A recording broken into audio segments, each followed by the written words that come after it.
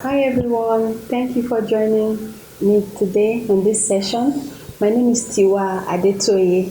I'm a fashion business enthusiast and entrepreneur since 2013. Yeah, I'm that young in the fashion business. Um, Today I'm going to be talking about three aspects of fashion business, and by fashion business, I'm going to be focusing on the apparel. For example, beauty and cosmetics products are also under fashion, accessories are also under fashion. So I'm going to be focusing on the fashion business in regards to apparel. Okay, so a little backstory. When I started in 2013, I was still working in an organization. Even before then, during my NYC days, as far back as 2010, I usually got outfits in wholesale and then resell in retail. I enjoyed it, okay, and of course I made money by the side, but I didn't know what I was doing in that sense. Also, when I wanted to make an outfit for an occasion, I realized usually I came up with the designs for the tailors. I wasn't necessarily comfortable with those magazines you just flip through and they tell you choose a design and we'll make it for you. Later on, I had people who wanted me to design something for them for an occasion that they had, and that was where the business side of it came about. But the passion and the love for it had always been there. I just didn't capitalize on it as much. Okay, so that said, perhaps you are already in the fashion business and you're having challenges on running it. I'm going to be having a couple of sessions on pricing, hiring the right staff, your business structure as a fashion business, having a business structure in place, and how to balance things, especially if you have a corporate job or you have a family and all of that. And if you are just starting, you want sessions with me on how to go about it, how to start from home, for example, because I started from home, or you already have enough funds and investments and you just want to go out there, that's also a viable topic on which I'm going to hold sessions on. So just look out, book your times with me, and I'll be available to trash this out for you. Also, I've had my designs on the runway, featured in magazines, and if you're probably thinking of how to bring your brand up to speed in that regard, sessions are also going to be scheduled, and I'll be available to put you through. Lastly, collaborations with the right influencers that will help your brand. It's not enough to just pay somebody to just represent your brand, for example. You need to know that there's actually going to be returns on investment. Paid collaborations, free collaborations, they are they have a lot of returns on investment, trust me, because I've done a couple of that. So I'm also going to have sessions on that if you want to go into collaborations and you don't know what to do or how to go about it, okay? My social media handles are there. You can reach out to me. You can drop a message here. You can send me an email, and just keep a tab on the websites and the webinars and other sessions that are going to be coming up. Right. So let's go straight into today's business. Like I said, I started a while back, as 2010, and I wish I had somebody who had told me some of these things. But guess what? You are one step away from avoiding mistakes that I made, and two steps into achieving your own dreams. Okay, either you started or you are just starting. Right. So, like I mentioned earlier, we're focusing on fashion business in the apparel industry. First of all, we have fashion design. Next, we have fashion retail or fashion merchandising. Lastly, we have the fashion mass production, while some people also call that garment production. So we're going to be looking at the features of each of these businesses and the pros and cons if you wanted to go into any of this, for example. So I'm going to start out with fashion design. As a fashion designer is extremely creative. As a matter of fact, not all the time, but about 90% of the time, the fashion designer is usually the creative director is the fashion designer of a brand. I said 90% because sometimes a fashion brand may outsource the role of the creative director, especially if the fashion designer, the fashion brand label, the owner of the fashion brand is not necessarily a creative person. So a fashion designer is extremely creative. Their aesthetics shows up in their work, in the way their designs come about. So, for example, in my previous sessions, I had tried to explain the importance of a brand identity. So I'll do a quick recap. What does brand identity mean? The little things that people can identify with your brand.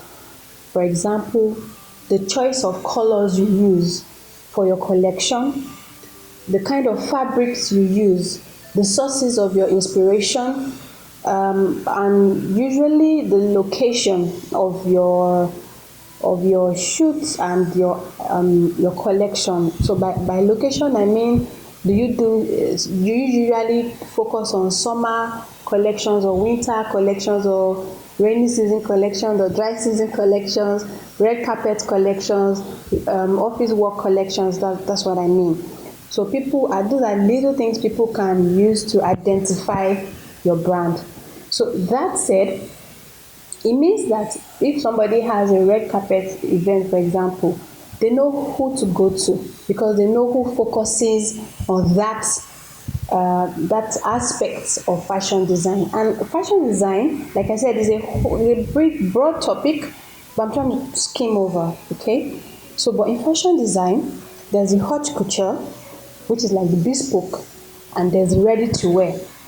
So you have a design and then you create it in sizes so that people can just come in and buy. That's ready to wear, but it's your design, okay? But bespoke, people request for it, is on demand.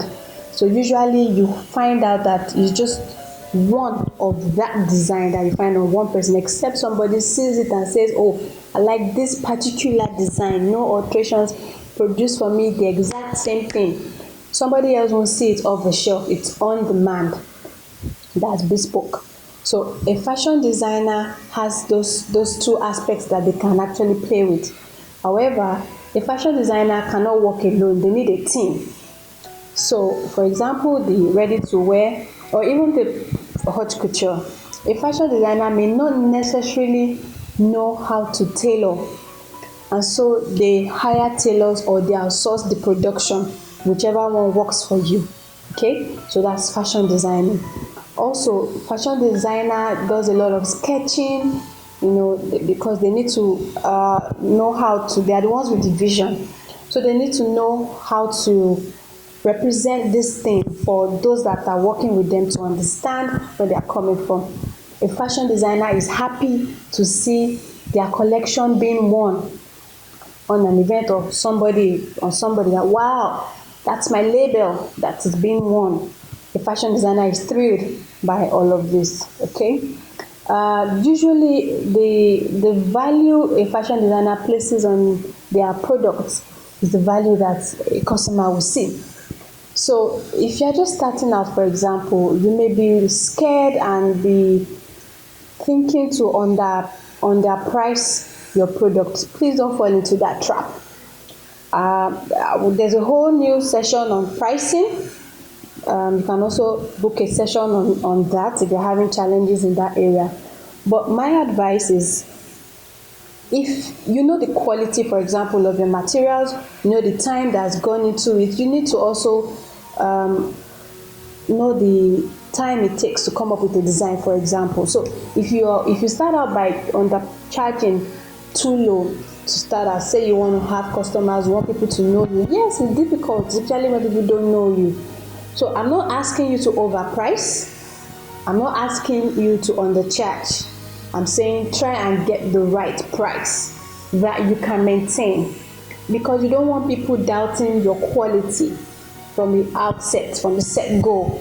All right. So for more on that, we'll focus on that in the session on pricing. Okay. There are some calculations to it and all of that. So for fashion design as well, the prices attached to a bespoke is way higher than ready to wear, and the prices attached to bespoke ready to wear is way higher than mass production or retail.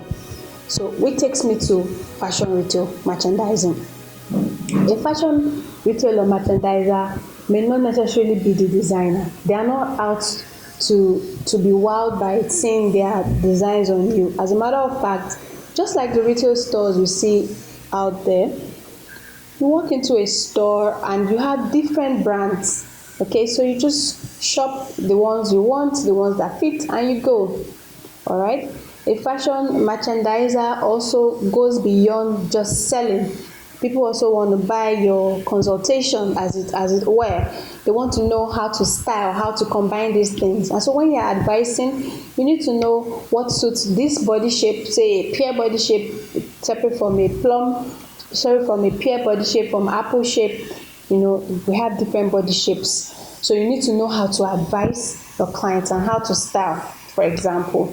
Okay, so if you have a fashion design outfit, a fashion design brand, you have a bespoke and you have a ready to wear, but you are more of the fashion designer, you are creative, you can outsource the fashion merchandising to someone else, because you can't keep designing and producing and not sell. That is not a business. Hello, we are here for business ultimately.